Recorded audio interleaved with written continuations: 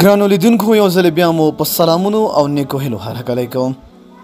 و یو مغرور ځوان چې قیمتي جامې به یې اغوستې وې په ښار کې به ډېر په کبر او غرور روان و. د غرور یې دا حال و چې د ښار عام خلک یې په انسانانو نه شمارل. یو ورځ دا مغرور ځوان روان و چې پر یوې ښځې یې نظر پرېوت. کلیواله ښځه د سړک پر غاړه ناسته ده، د غوړو زوی مخې ته پروت دی او په یوه پیمانه غوړي پلوري. مغرور ځان ور وګرځېده او په ډېر مغرورانه انداز یې ورته وویل: مېرمنه په دې ځي کې څه دي؟ ښځې ورته وویل: وروره دا غوړي دې پلورم یې. ځوان ورته وویل: ښه نو ته ما ته لږ څه راکړه چې خوند یې وګورم. ښځې د زی خوله خلاصه کړه او په جام کې غوړي ورته راوویستل. د ښځې پام نه و چې د ځوان پر جامو یې غوړي ور وسوسول. ځوان په قهر شو او ښځې ته په لوړ اواز وویل: تا خو زما قیمتي جامې را خرابې کړې، ته به ضرور زما د جامو تاوان راکوې. زه دې یو قدم هم نه پرېږدم، ما ته به پوره 1000 درهمه راکوې.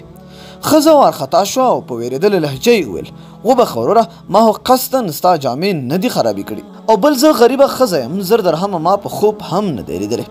ځوان ورته وویل: زما له دې سره هیڅ کار نشته چې ته پیسې لرې او که نه، خو زما جامې دې را خرابې کړي، زه د خپلو جامو تاوان غواړم. ښځې ورته عذر او زارۍ وکړې، خو ځوان نور هم غوسه شو او ښځې ته یې وویل: زه 1000 درهمه غواړم، نور هیڅ نه اورم، که نه نو له دې ځایه ګام هم نشي اخیستی. یو لاروی ځوان چې د دوی دغه خبرې واورېدې، جیب ته یې لاس کړ، 1000 درهمه یې د مغرور ځوان په لاس کې ور کېښودل او زیاته کړه: واخله ستا د جامو قیمت زه درکوم، دغه بېوزله ښځه پرېږده. ځوان پیسې واخیستې او روان شو. لاروی ور غږ کړ: چېرته روان شوې؟ ځوان وویل: ما ته د جامو قیمت میلاو شو، نور ځم خپل کار پسې. لاروی ورته وویل: نو جامې چېرته وړې؟ ځوان په حیرانۍ وویل: ستا موخه څه ده؟ لاروی ورته وویل: تا ته ما د دغو جامو قیمت درکړې ده، اوس ته نشې کولی چې زما په جامو کې ولاړ شي. ځوان په وارخطایۍ ورته وویل: ستا هدف څه دی؟ آیا ته غواړې ما بربنډ کړې؟ ته خو مې د خلکو په مخ کې شرمنده کوې. لاروی ورته وویل: له دې سره زما کار نشته چې ته بربنډېږې او که نه، ما ته مې خپلې پیرل شوي جامې راوباسه او یا یې قیمت راکړه.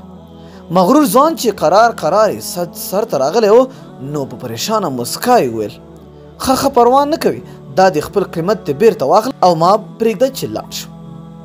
لاروی ورته وویل: نه، ما ته به زما د غوښتنې سره سم قیمت راکوې. ځوان وویل: څومره؟ لاروی ورته وویل: 2000 درهمه. ځوان چې حوصله بایللې وه په ژړغوني غږ یې وویل: دا ظلم دی، دا جامې خو 200 درهمه قیمت نه لري، ته یې څنګه په 2000 درهمه پلورې؟ لاروی ورته په غوسه وویل: هغه زما کار دی چې په څو یې درکوم، اوس ما ته 2000 درهمه راکړه او یا جامې راوباسه، نور دې یو قدم هم مخته نه پرېږدم. ځوان وویل: دا ظلم دی، ته غواړې ما خلکو ته وشرموې، ته غواړې استغلال وکړې. او بالاخره یې لاروی ته 2000 درهمه ورکړل او ځوان یې خلاص کړ. ځوان اعلان وکړ چې ما دا 2000 درهمه دغې مېرمنې ته وربخلي دي. نو خوږو دوستانو، تر ځان ټیټو خلکو ته سپک مه ګورئ، خدای ته ستا سپکول هم اسانه دی.